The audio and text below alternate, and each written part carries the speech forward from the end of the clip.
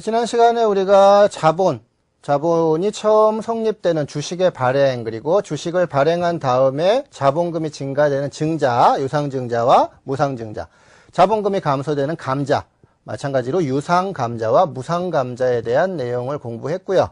나머지 납입자본 빼고 나머지는 이익잉여금 그리고 기타 자본 요소로 구분된다. 자본에 대한 전체적인 체계. 그래서 자본은 납입자본, 이익잉여금, 기타 자본 요소로 구분된다. 지난 시간에 우리가 납입자본에 대한 내용 공부하셨고요. 이번 시간에는 이제 나머지 이익잉여금 그리고 기타 자본 요소에 대한 내용들 보도록 하겠습니다. 먼저 우리가 이러한 거래들을 우리 회계 거래는 크게 자본거래와 손익거래로 구분합니다. 자본거래란 것은 주주와의 거래를 자본거래라고 부릅니다. 주주와의 거래를 자본거래, 그리고 나머지 거래를 손익거래라고 부릅니다. 자본거래는 주주와의 거래예요. 그래서 주주와의 거래에서 차익이나 차손이 발생되면 그것은 앞서서 봤죠. 그것은 수익이나 비용이 아니다. 그래서 자본거래, 주주와의 거래에서 차익이나 차손이 발생하면 수익 비용이 아니라 전부 자본으로 처리한다. 대변에서 발생하면 자본의 가산 항목이 되는 거죠. 주식 발행 초과금, 자기 주식 처분이익, 감자 차익, 이런 것들이죠. 이런 것들. 반대로 주주와의 거래에서 차손이 발생해도 그것은 비용이 아니라 또 자본으로 처리한다. 주식 할인 발행 차금, 감자 차손, 자기 주식 처분 손실, 이런 것들이죠. 그리고 자기 주식도 마찬가지죠. 이런 것들은 자본의 차감 항목이다. 차변에서 발생되는 자본이니까요. 그래서 주주와의 거래를 자본거래라고 부르고요. 자본거래에서 발생하는 차익, 차손은 전부 다 자본으로 처리한다. 자본으로, 수익 비용이 아니라. 나머지를 손익거래라고 부릅니다. 손익거래. 손익거래에서 발생되는 것이 이제 수익과 비용이 되겠죠. 수익과 비용을 더하기 빼기해서 나머지가 이익이나 손실이 되는 거죠. 이러한 손익거래의 결과는 일반적으로 손익계산서로 가게 됩니다. 손익계산서. 이것이 수익과 비용이죠. 수익과 비용. 우리가 알고 있는 대부분의 수익과 비용, 무슨 처분이익, 무슨 처분 손실, 무슨 평가이익, 무슨 평가 손실, 무슨 상환이익, 무슨 상환 손실, 이런 것들이 전부 다 수익 비용입니다. 그래서 손익계산서로 가게 되죠. 손익계산서. 결과적으로 이런 것들을 이익잉여금이라고 부릅니다. 이익잉여금. 그런데 손익거래인데, 그러니까 주주와의 거래가 아니에요. 주주와의 거래가 아니라 손익거래입니다. 나머지 거래인데 손익계산서로 가지 않는 항목들이 있어요. 이게 뭐냐면 기타 포괄손익입니다.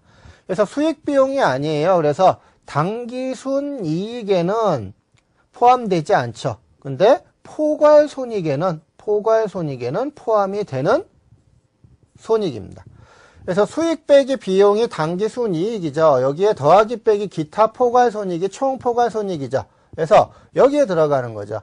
그래서 넓은 의미, 포괄적인 의미에서 보면 수익이나 비용이에요. 손익이에요. 손익. 그렇지만 당기순이익에는 포함되지 않는 손익. 이것이 기타 포괄손익입니다.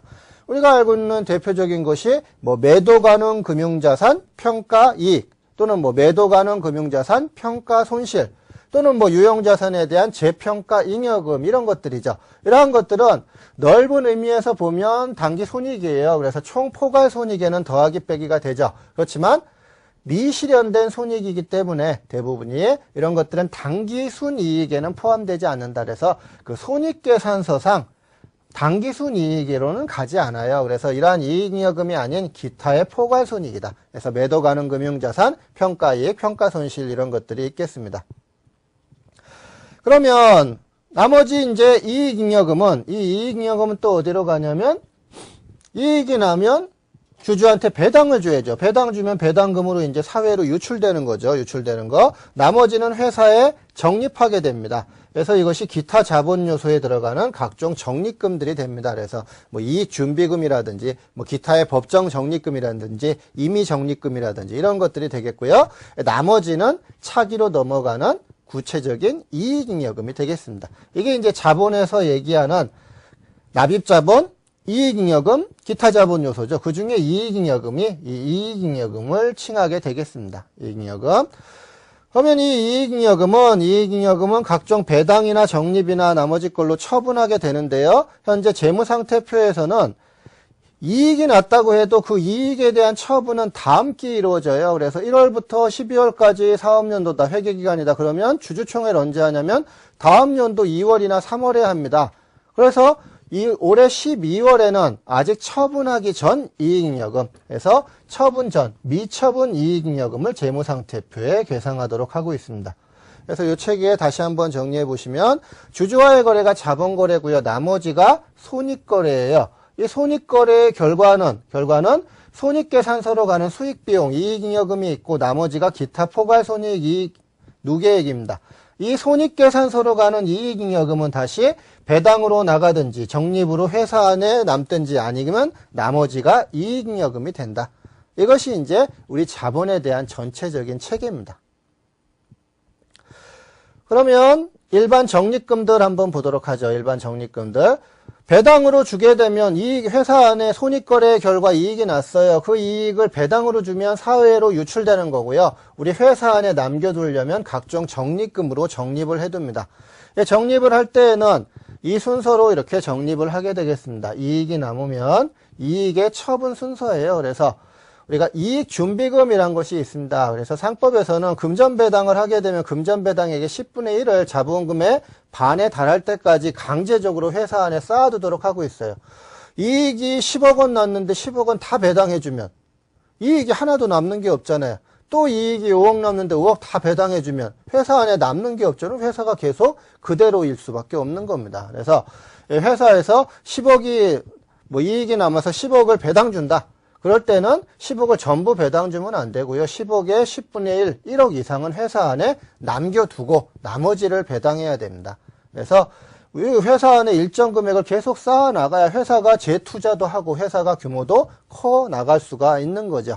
그래서 이것이 제일 중요한 준비금, 이익준비금이라는 법정 적립금이고요. 강제적으로 적립하는 회사 안에 남겨두는, 유보시켜두는 금액이 되겠습니다.